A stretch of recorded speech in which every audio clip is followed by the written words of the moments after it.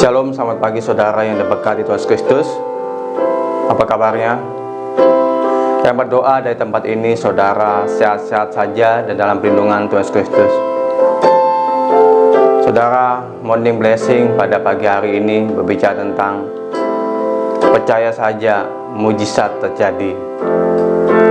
Sebelum kita merenungkan firman Tuhan pada pagi hari ini, kita angkat pujian. Tuhan yang bersama kita akan melakukan perkara besar dalam hidup kita. Haleluya.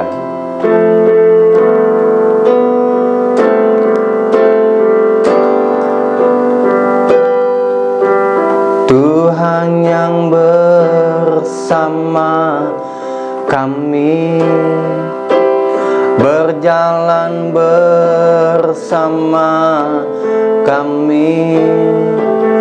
Ku tak takut, ku tak gentar, sebab Allahku bersama kami. Tuhan yang bersama kami, Tuhan yang bersama kami, berjalan bersama kami. Tanganmu yang pegang hidupku, ku yakin kau bersama kami. Haleluya. Tuhan tetap bersama kita dari dahulu, sekarang, sampai selama-lamanya. Saudara, kita berdoa terlebih dahulu sebelum kita mendengar firman Tuhan. Tuhan yang bersama kami sampai hari ini, kami bersyukur buat penyertaan-Mu yang tidak pernah habis-habisnya. Kebaikan kemurahan-Mu menyertai kami senantiasa, Tuhan.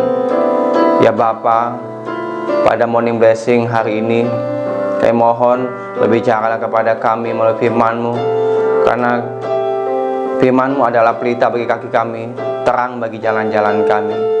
Sehingga ketika kami berjalan dengan firman-Mu, kami percaya kami tidak akan pernah terjatuh, tidak pernah tergeletak, karena tangan-Mu yang selalu menuntun kami, yang selalu membawa kami kepada satu kemenangan kepada kemenangannya lain, satu kemuliaan kepada kemuliaannya lain. Terima kasih ya Bapa, dalam nama Tuhan Yesus Kristus, haleluya, amin. Saudara, mari kita buka Alkitab kita dari kitab Lukas pasal yang ke-8 ayat yang ke-43 sampai dengan 48. Firman Tuhan berbunyi demikian. Adalah seorang perempuan yang sudah 12 tahun menderita pendarahan yang tidak berhasil disembuhkan oleh siapapun. Ia maju mendekati Yesus dari belakang dan menjamah jumbai jubahnya, dan seketika itu juga berhentilah pendarahannya. Lalu kata Yesus, "Siapa yang menjamah aku?" Dan karena tidak ada yang mengakuinya, berkatalah Petrus, "Guru, orang banyak mengurumuni dan mendesak engkau." Tetapi Yesus berkata, "Ada seorang yang menjamah aku, sebab aku merasa ada kuasa keluar dari diriku." Ketika perempuan itu melihat bahwa perbuatannya itu ketahuan, ia datang dan gemetar, tersungkur di depannya dan menceritakan kepada orang banyak apa sebabnya ia menjamah dia, dan bahwa ia seketika itu juga menjadi sembuh. Maka katanya kepada perempuan itu, "Hai anakku, imanmu telah menyelamatkan engkau, pergilah dengan selamat." Saudara yang diberkati Tuhan Yesus Kristus, ada sebuah cerita di Alkitab tentang bagaimana seorang wanita yang mengalami pendarahan selama 12 tahun. Pada saat itu, wanita ini mengalami stres, depresi. Seorang wanita yang sudah kehabisan harta bendanya, wanita yang miskin. Pada saat itu, kalau seorang wanita mengalami pendarahan, tidak boleh disentuh, tidak boleh didekati, tidak boleh dipeluk. Bayangkan selama 12 tahun wanita ini tidak pernah disentuh oleh siapapun, karena hal itu adalah kenajisan bagi mereka menyentuh wanita yang mengalami pendarahan. Seperti saat ini virus COVID-19, dimana kalau seorang yang kena kepada virus itu, dia akan diisolasi. Isolasinya cuma sebentar, 14 hari. Setelah itu ada 14 hari lagi. Tapi wanita ini selama 12 tahun mengalami isolasi, tidak boleh dijamah, tidak boleh disentuh, karena hukum pada saat itu melarang orang untuk menjamah, bersentuhan dengan wanita yang mengalami pendarahan. Saudara bisa bayangkan, selama 12 tahun setiap hari darah mengalir keluar dari tubuhnya. Tapi di tengah-tengah kelemahannya, di tengah-tengah kesakitannya, di tengah-tengah kekecewaannya, dia masih punya iman. Dia mengatakan, asalku jamah saja jubahnya, aku sembuh. Asalku sentuh saja tubuhnya, aku sembuh. Pada saat wanita itu menyentuh, di antara ratusan orang yang mengelilingi Tuhan Yesus Kristus, banyak sekali orang yang berdesakan ingin mengikuti Yesus.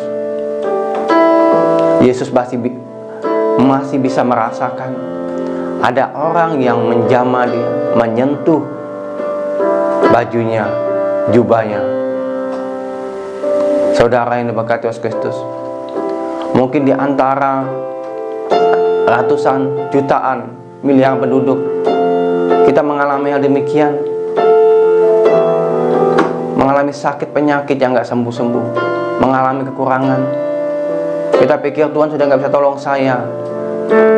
Saudara, Tuhan tolong kita. Tuhan pasti tolong saudara.